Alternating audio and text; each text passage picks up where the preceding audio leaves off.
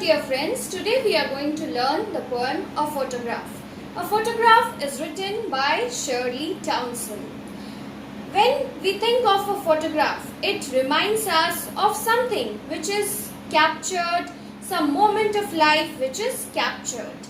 There are many memories attached to a photograph, and the photographs seems to be eternal. Although the person might change in the course of time, but a photograph never changes, and the memories which are attached to a photograph, they also become eternal. So here also we'll see that how Shirley Townsend, she observes a photograph and what does it remind her of her life. The poet Shirley Townsend, she was born on 20th May and she is from England. She was a writer and editor. She was influenced by Celtic Christianity. And in this poem, we'll see that how she remembers her mother, past story because of the photograph that she observes. The first lines of the poem says, "The cardboard shows me how it was when the two girl cousins went paddling, each one holding one of my mother's hands." So Shirley Townsend, she was looking at a photograph. In those olden days, the photographs used to be pasted on thick paper or cardboard. Okay, that is why instead of using the word photograph, Shirley Townsend replaces it with cardboard. So this cardboard or this photograph, it shows the picture of three young girls who went paddling. Paddling here means walking in water. So these three young girls, perhaps they were enjoying their sea holiday and they were walking in water. There were two little girls and one girl was elder than them. This elder girl, the poetess tells that this elder girl was her mother and the two little girls were her mother's cousins. In the next line, the poet speculates about her mother, and she, the big girl, some 12 years or so. This is what the first line says. So, she's talking about her mother, that her mother in that photograph must have been of some 12 years. And all three stood still to smile through their hair at the uncle with the camera. So, all the three girls were the two young cousins and the poetess mother. So all of them were posing, they were standing for a photograph and the hair was all over the face because of the wind, because they were near the seashore. A sweet face, my mother, that was before I was born. So in the next line, the poet speculates only her mother. She talks only about her mother, that her mother had a really sweet face. And this was the time when Shirley Townsend was not born. She was not born and her mother was only of 12 years. There is also something which catches her attention in the photograph. That is the sea. The sea which she observes in the photograph has not changed with time. We can see the next lines. And the sea which appears to have changed less washed their terribly transient feet. So the sea did not change. Whatever is there in the photograph, whatever picture of sea is there in photograph, the same it is till today. But all the people who are there in the picture, who are there in the photograph, have changed a lot with time. So their feet means the entire human body is referred to over here. That these people, they are terribly transient. They change with time. But the sea, it does not appear to change. It appears to be eternal. In the next paragraph, it is some 20 or 30 years later. We'll just see the line. Some 20-30 years later, she would laugh at the snapshot. See Betty and Dolly, she would say. And look how they dressed us for the beach. So, the poetess Shirley Townsend remembers that whenever her mother used to look at the photograph, at the same photograph, then she used to laugh at the snapshot. Snapshot means a photograph. So she used to laugh at the photograph and she used to tell that, see, these are my cousins. They are Betty and Dolly. And look how we all are dressed for the beach. So perhaps they had a plan of clicking photographs when they went for the sea holiday, and so all the three girls were dressed and it was quite different. So all of the three were dressed for clicking the photograph. Her mother used to remember that and she used to feel happy about her sea holiday. Now the poet says, the sea holiday was her past, mine is her laughter. Both rhyme with the labored ease of loss.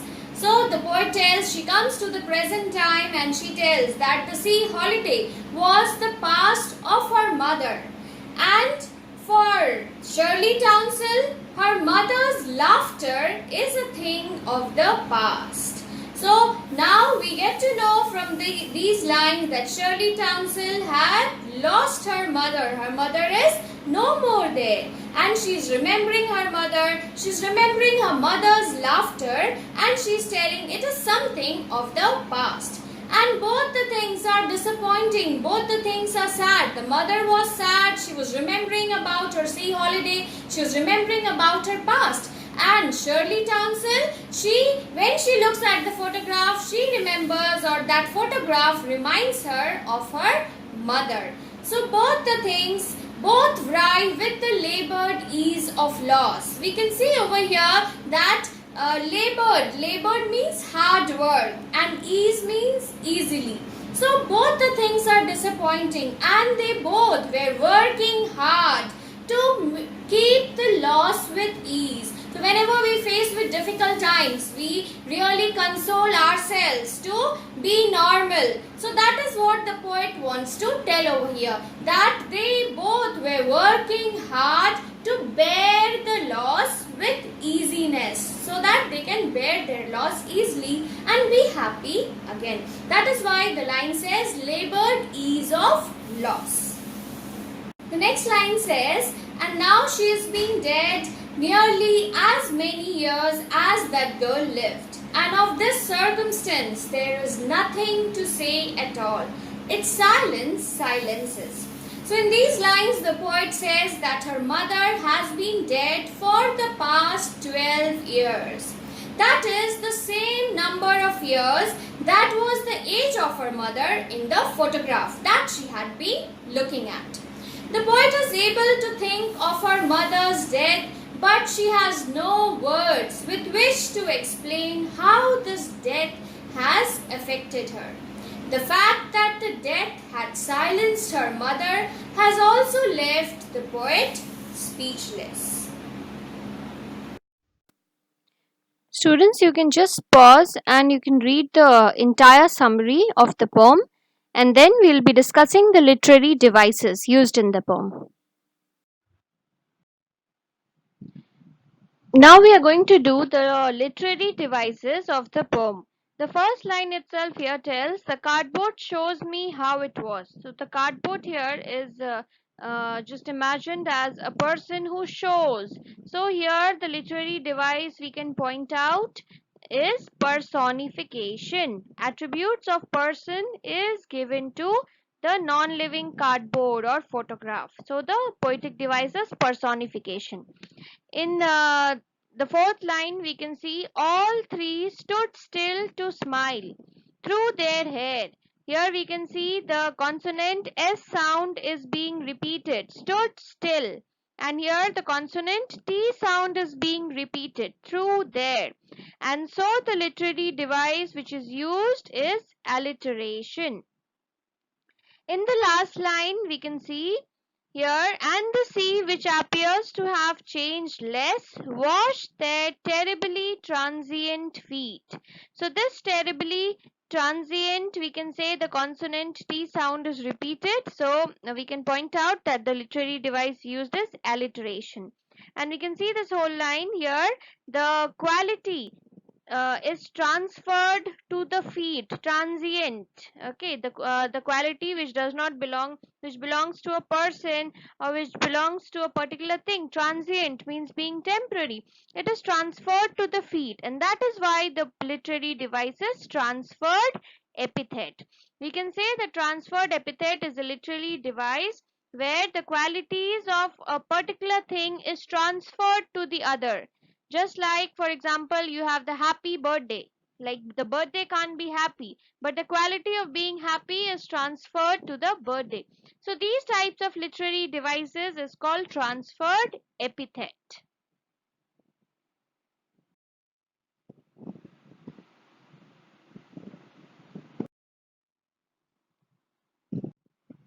The lines over here, the last line, with the labored ease of loss. Here two opposite words are taken together. The first one is labored. Labored means a lot of hard work, and ease means very easily. So these opposite words are taken together, and so we can say that the poetic device which is used is oxymoron, when two opposite words are used together.